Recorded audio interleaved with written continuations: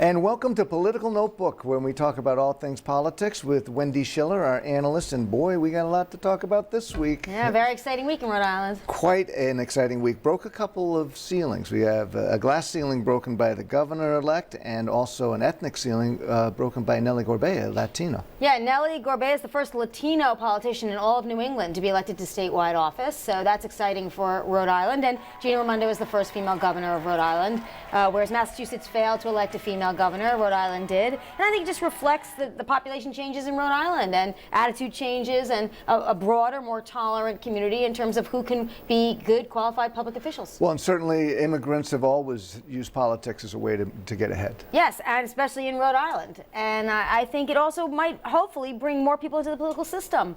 So, you know, thinking, okay, there's somebody who looks like me or acts like me or cares about the things that I'm interested in that I can identify with more closely than before, maybe I get more involved in politics.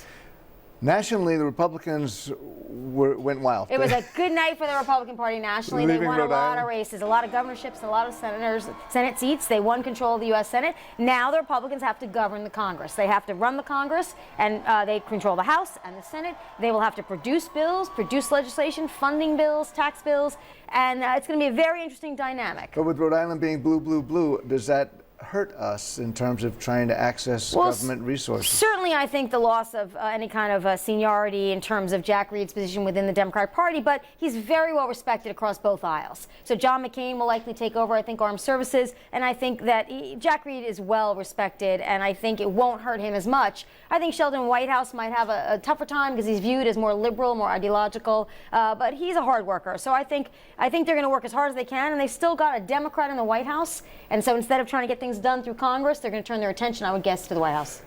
New mayor of the capital city, new governor. Both of these people are going to have to put their imprint and start to govern. And govern, right. I mean, Gina Raimondo's got governing experience at the state level, but Jorge Elorza is mayor of Providence. He's starting, brand new. I think he will work with Angel Taveras in terms of transition, but he's an accountant and a lawyer, and he will be very methodical, I think. How can we fix the city? How can we change programs that aren't working? What are the new things we can do? But I don't think he'll be too fast out of the gate. We'll have to really carefully watch. And judge them by the people they surround themselves Absolutely. with. Okay. That's Political Notebook. Wendy, thank you very much.